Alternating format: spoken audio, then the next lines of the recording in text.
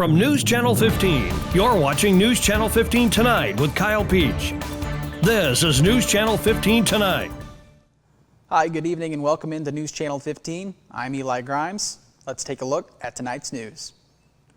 WSJD reports the Wabash County Coroner Sean Kepis responded to a residence in Mount Carmel on Thursday, May 29th, regarding the tragic accidental death of a juvenile. An autopsy was conducted in Springfield on Friday, May 30th. Preliminary findings indicate that the cause of death is consistent with suffocation due to a mylar helium-filled balloon. Additional testing and toxicology are pending to determine the final cause of death. Agencies involved in the ongoing investigation include the Mount Carmel Police Department and the Illinois State Police Child Death Task Force. No other information will be released at this time. Moving on to area arrest reports, on Friday, May 30th at approximately 9:30 p.m., officers arrested Christopher W. Melton, 45, of Fairfield in the 1300 block of West Delaware Street. Melton was wanted on a Clay County warrant for sexual assault. Melton was transported and lodged at the Wayne County Jail. WFIW also says back on Saturday, May 31st, Gail Carter, age 69, of Fairfield, was arrested on a Wayne County failure to appear warrant. The warrant was issued after Carter failed to appear in the Wayne County Circuit Court last week on charges stemming from a 2024 arrest for unlawful possession of meth and unlawful delivery of meth. Carter remains in custody at the Wayne County Jail pending a first appearance in Wayne County Circuit Court on June 12th. On Monday at approximately 9:30 p.m., Fairfield officers arrested 52-year-old Justin Downen of Fairfield in the 900 block of Epworth Street for the offense of residential burglary. Downen was lodged in the Wayne County Jail pending a court appearance. In other news, WFIW reports the Wayne County Sheriff's Department worked a two-vehicle crash Monday morning. On June 2nd at approximately 7:30 a.m., Max Seitz, 56, of Sisney, was traveling east on County Highway 7 in a 2016 Ford F-250 and met a 2012 Chevrolet Silverado being driven by Nicholas Lambert, age 20, of Jeff, who was traveling westbound. As the two vehicles met, they struck each other's mirrors, causing over $1,500 damage to both vehicles. No citations were issued. WSJD reports now that summer break is officially underway in local schools. Crews will be busy with various projects before classes resume in August. In Wabash District number 348, Superintendent Dr. Chuck Blyer says most of the work will focus on the elementary school. Blyer mentioned that improvements being made this summer will include the gym being repainted, along with a modernization effort, parking lot asphalt including the bus loading area, a new area for teacher parking, as well as new window film on the cafetorium windows. Superintendent Dr. Chuck Blyer also stated the Wi-Fi in the press box at Riverview Stadium will also be improved this summer. Moving on to state news, U.S. Representative Mike Bost and Judicial Watch announced on Monday that the United States Supreme Court has agreed to hear their case challenging Illinois' statute that extends Election Day for 14 days past the date established by federal law. Illinois election law allows vote-by-mail ballots received up to 14 days after the polls close on Election Day to be counted as if received on or before Election Day. Vote-by-mail ballots without postmarks can also be counted up to 14 calendar days after Election Day if they are dated on or before Election Day. The 7th Circuit Court of Appeals had previously denied standing for the legal challenge to Illinois' practice of counting ballots received after the day of election. Representative Bost's election integrity lawsuit was initially filed on May 25th of 2022. In other news, a sudden truck accident left a cargo load of beehives spilled, and millions of buzzing bees sent skyward, forcing officials to call in some beekeeping backup. Jeremy Roth has today's Take a Look at This. Commuters in Washington state's Whatcom County were no doubt buzzing about a truck crash that left millions of honeybees scattered to the wind. It happened when a semi-truck carrying some 70,000 pounds of live honeybee hives overturned, rolling into a ditch and spilling its cargo. The area was immediately abuzz with swarming honeybees, some 250 million, according to county officials. The road was closed and local beekeepers were called in to help with the bizarre situation, working to recover, restore, and reset the hives. Officials said there was no real health threat, although they did warn the public to steer clear due to the risk of stings, hoping locals would get the point as not to, get the point. Youch. Another rollover truck crash, this one in Minnesota, of another semi carrying highly sensitive cargo. Small arms ammunition, to be exact. You can see as the truck rolls over on a turn, it hits a Minneapolis tunnel's wall, shearing the top of the trailer almost completely off. Officials say the driver was not seriously injured, but ammo was left spilled across lanes in both directions, forcing a temporary shutdown of the roadway to clean it all up. I don't know what the deal is with doomed semi-trucks, but yet another met its demise thanks to a speeding train in Florida. Melissa Katz had a front row seat capturing the crazy crash on camera from her car.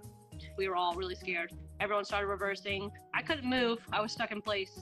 Thankfully, the driver had escaped unharmed before the train slammed into the truck, leaving it and a crossing signal scattered and tattered. Very scary. I thank God that I'm alive and well and everything was fine and the driver was able to get away safely. For Take a Look at This, I'm Jeremy Roth. Thanks, Jeremy. Stay with us. We'll have a look at your forecast coming up next, and I'll be back to talk sports. Stay with us. Life doesn't slow down for busy families. From early practices to late night games, every moment matters. That's why First National Bank offers online tools to fit into your schedule no matter how hectic it gets. From mobile banking to quick check deposits, First National Bank makes it easy to keep up with life and stay on top of your finances. No matter the schedule, First National Bank keeps you in the game. Equal housing lender, member FDIC. At Wabash General Hospital Senior Enrichment Center, we believe that sometimes a helping hand is all it takes for seniors to get their lives back on track. Our dedicated team of healthcare professionals are here to offer guidance and support, helping navigate the unique health and lifestyle concerns faced by seniors. Whether dealing with feelings of anxiety, loneliness, or unresolved grief, struggling with changes in mood or concentration, or coping with health-related challenges, we're here for you. Call Wabash General Hospital Senior Enrichment Center at 618-263-9116. Hi, my name is Rylan Robb. I am from Albion, Illinois, and I am a radio TV major here at Wabash Valley College. From broadcasting all sorts of sports games to producing my own TV show and radio show, the hands-on experience is as much as you want to do with it. In terms of the program itself, I think it's really special. It's really like almost a little family in a way, and it's really been really nice being able to experience the things I have with people that genuinely appreciate it with me.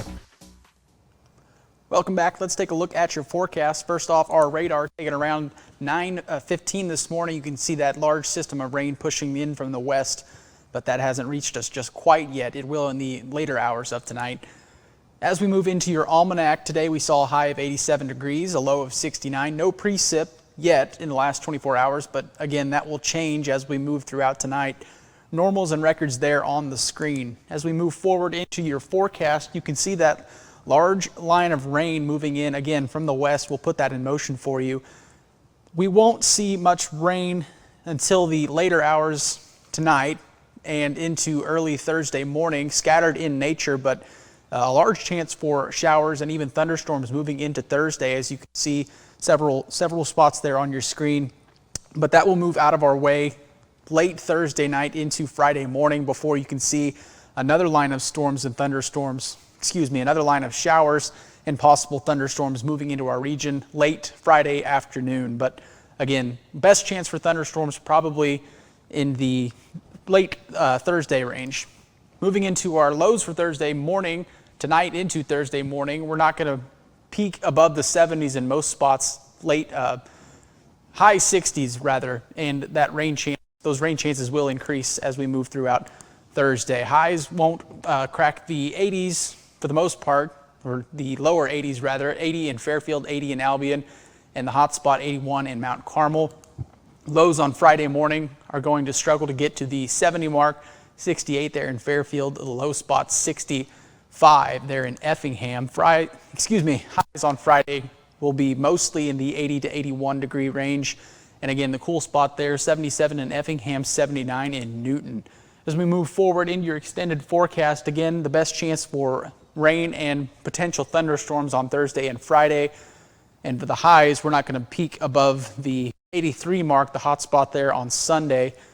Still some chances of showers on Monday is what it's sounding like, but too far out to really tell.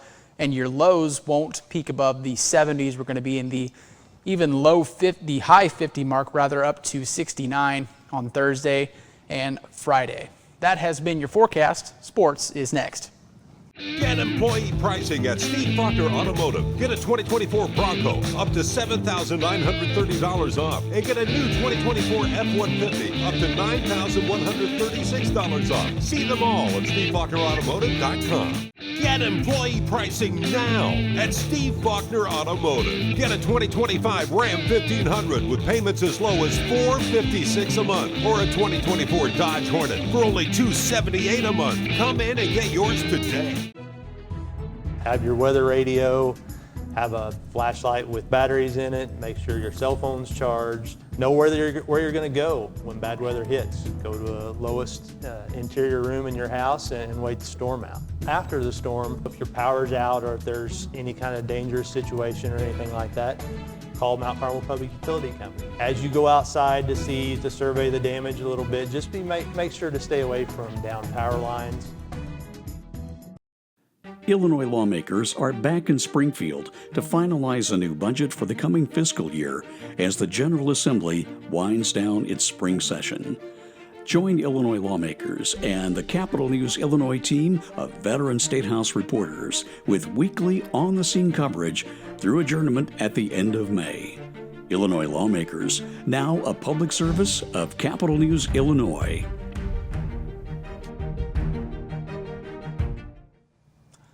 Welcome back. Let's talk sports. WFIW says the Southern Illinois Coaches Association has announced that their high school football all-star game will be held this Friday, June 6th at Mount Vernon High School at 7:30 p.m.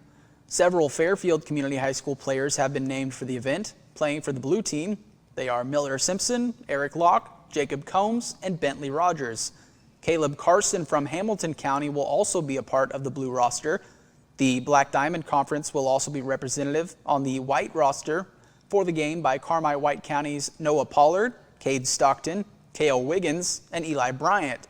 El Dorado's Owen Clark, Jamison Molina Rollo, and Ryan Cox, as well as Johnston City's Nolan Cossey, Brendan Cargill, and Roper Sanders.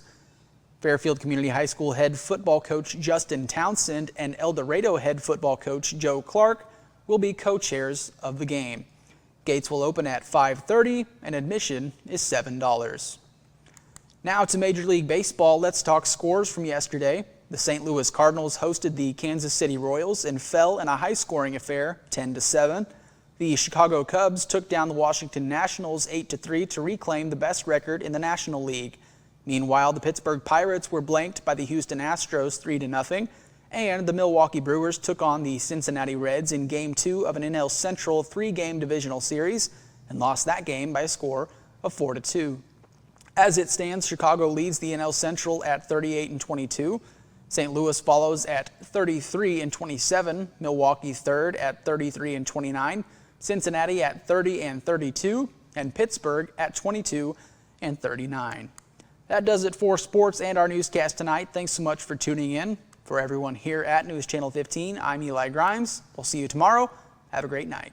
I'm Mason Gross. I am a marketing business management major at Wabash Valley College. You'll learn a lot about the business industry as a whole, and that really helps you to explore your options as far as to what's out there. So I'm doing my internship at Summer Real Estate in Salem, Illinois. Right now I'm working on getting my license.